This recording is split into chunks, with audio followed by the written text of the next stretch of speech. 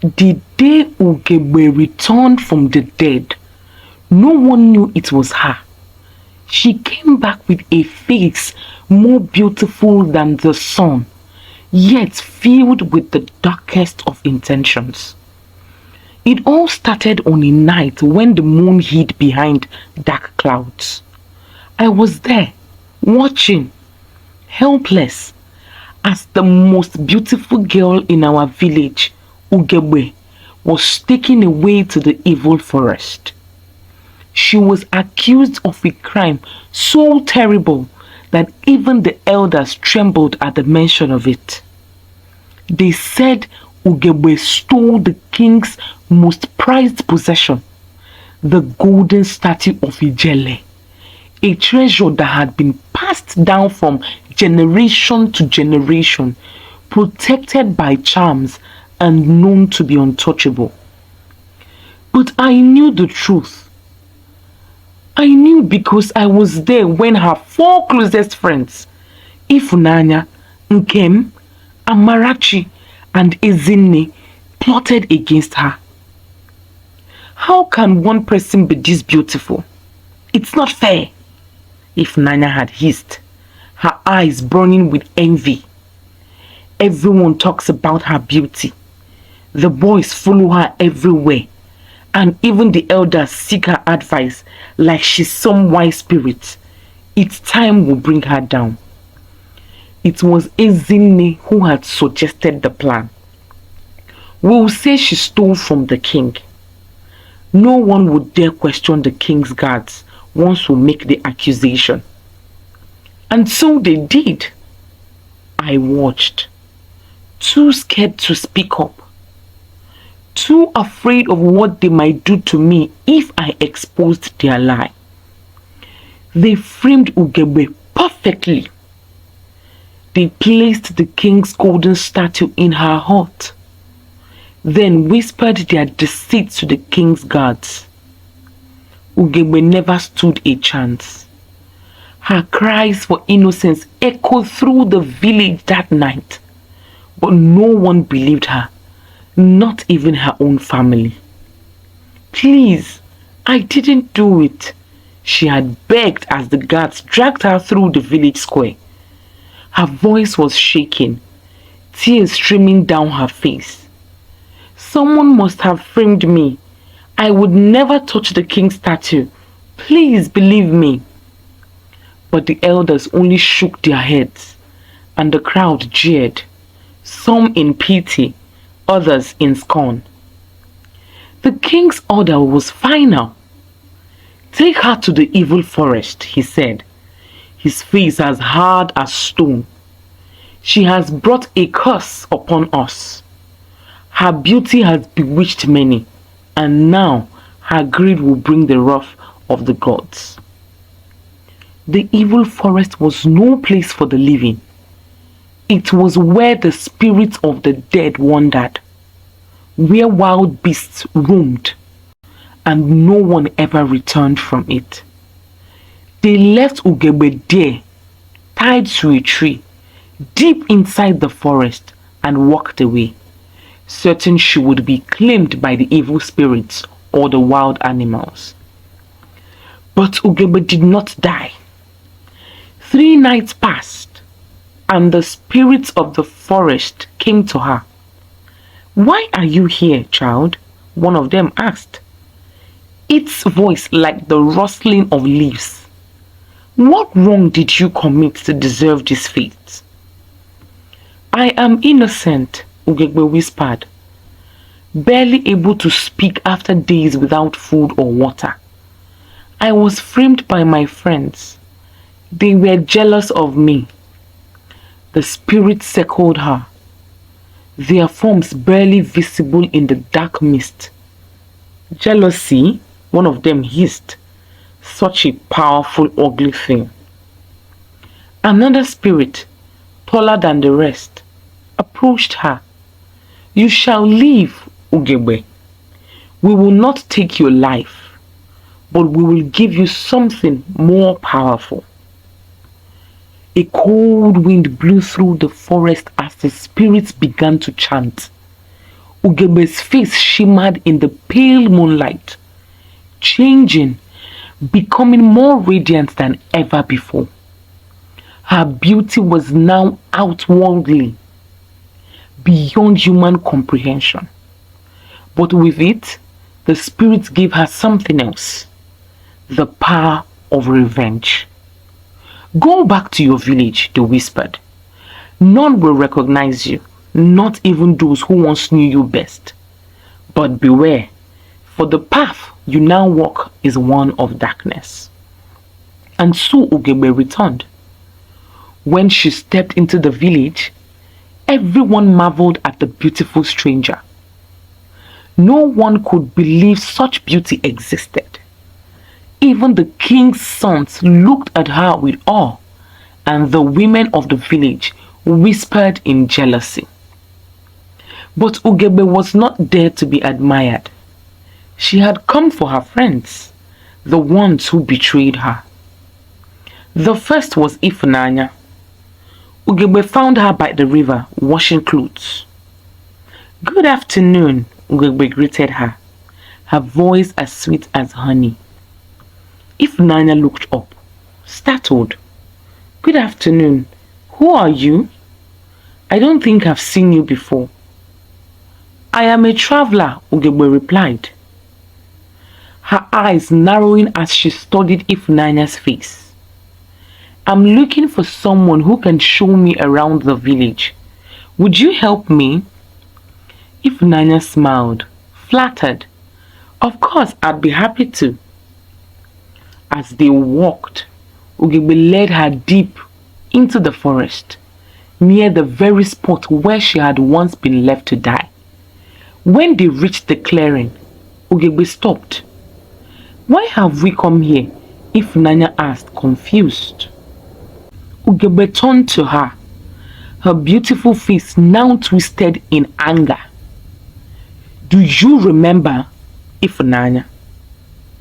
Do you remember what you did to me?" Ifunanya's eyes widened in fear. "What are you talking about? I don't know you." "You don't know me?" Ugegbe's voice grew cold. "I am Ugegbe, the girl you betrayed, the girl you left to die." "No, it can't be," Ifunanya gasped, stumbling back. But it was too late. The spirits had given Ugegbe a power that went beyond beauty. With a single word, she called the winds, and Ifunanya was swept away, her screams echoing through the forest, never to be heard again. One by one, Ugegbe haunted her friends. Nkem was next. She had been celebrating at the market, laughing and dancing, unaware that Ugegbe was watching her every move. When Ugegbe approached her, Nkem was immediately drawn to her beauty, just like everyone else. "You are so beautiful," Nkem said, her voice filled with admiration. "Thank you," Ugegbe replied, her smile hiding the rage within. "I've come to speak to you about something important." Nkem followed her to a secluded place near the village shrine. As soon as they were alone, Ugegbe's smile vanished. "Nkem, do you remember how you lied about me? How you told the guards that I had stolen from the king?" Nkem's eyes widened in shock. "Ugegbe, it can't be." "It is," Ugegbe said, her voice cold as ice. "Now it's your turn to suffer." With a wave of her hand, the earth beneath Nkem opened up, swallowing her whole. The last sound she made was a terrified scream, cut short by the ground closing over her. Amarachi was the third. Ugegbe found her at the village square, selling beads and laughing with customers. "You have such lovely beads," Ugegbe said as she approached. "Thank you," Amarachi replied, not recognizing her old friend. "Tell me, Amarachi," Ugegbe said softly, "do you sleep well at night knowing what you did to me?" Amarachi's face paled as she realized who she was talking to. "No, Ugegbe, I'm sorry. We didn't mean to. But Ugegbe's forgiveness was not something to be won. She raised her hand and the Marachi was silenced forever, her voice stolen from her throat by the spirits. Finally, there was Ezinne, the one who had orchestrated the entire plot, the one who had suggested the betrayal. Ugegbe saved her for last. Ezinne was different. She sensed Ugegbe's presence before she even arrived. I knew you would come for me, Ezinne said when they met in the village square. She was not afraid. Yes, I've come, Ugegbe replied, her voice filled with the weight of everything she had endured. What now? Ezinne asked, folding her arms. You'll kill me like you did the others? Ugegbe smiled, but this time it was not a smile of vengeance. No, Ezinne, I won't kill you. I've already taken everything from you. Look around. You have no friends, no allies. You're all alone. Ezinne's bravado faltered, and for the first time, fear flickered in her eyes. You will leave, Ezinne, Ugegbe said, but you will live in shame, knowing that the one you betrayed has triumphed. And with that, Ugegbe turned and walked away, leaving Ezinne standing there, trembling. The village never discovered what happened to Ifunanya, Nkem, and Amarachi, but they spoke in hushed whispers about the beautiful stranger who came and went, leaving only mystery and fear in the land. As for Ugegbe, she disappeared just as quickly as she had returned. Some say the spirits took her back, her task complete. Others say she wandered off to find peace elsewhere. But I know the truth. I saw it all, and to this day I can still hear the spirits' whispers in the wind, reminding me that jealousy can turn even the brightest heart into darkness. Ezinne remained standing in the village square, her eyes scanning the empty space where Ugegbe had vanished. The silence around her felt deafening, as if the very air had been sucked out of the village. No one dared approach her, but the villagers watched from their doorways, their eyes filled with fear and suspicion.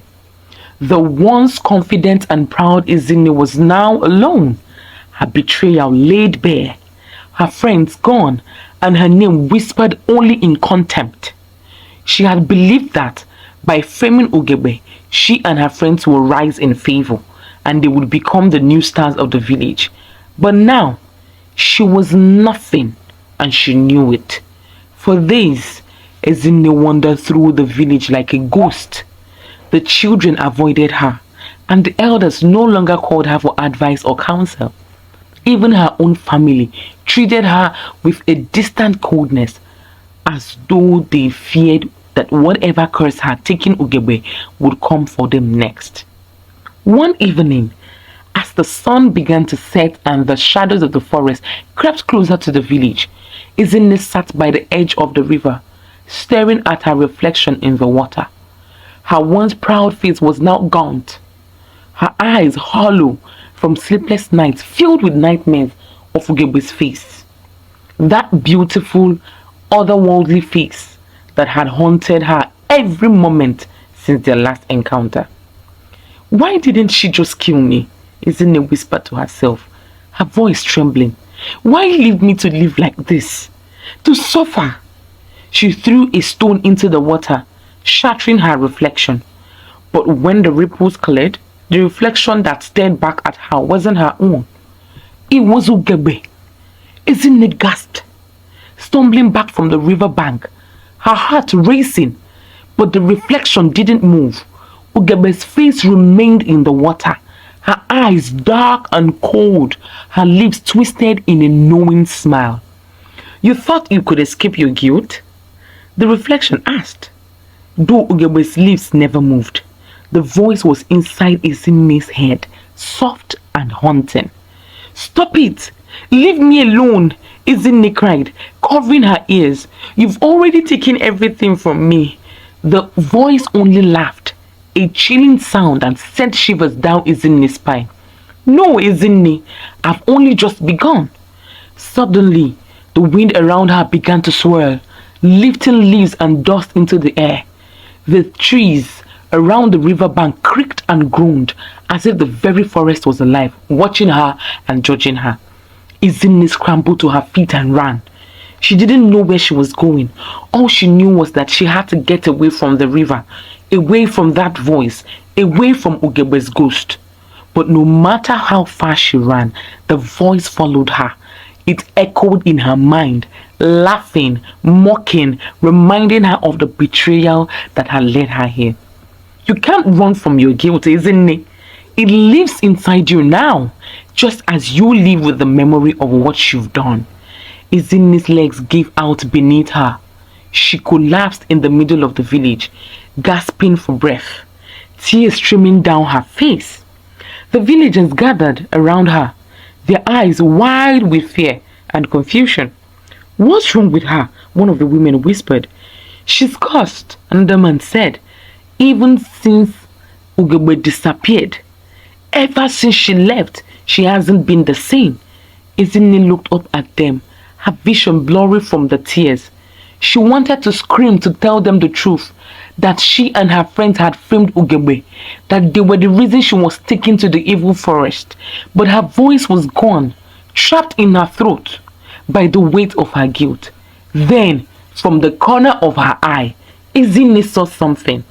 A figure standing at the edge of the village, watching her. It was Ugegbe. But this time, there was no mistaking her. She was no longer just a beautiful stranger with an unfamiliar face.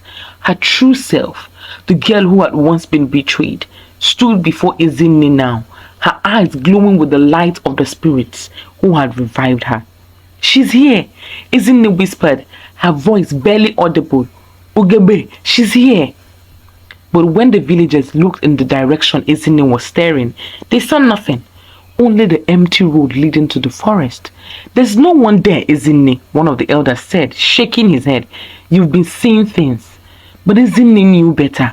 Ugegbe was there, and she always would be. The spirits had given her more than a new face.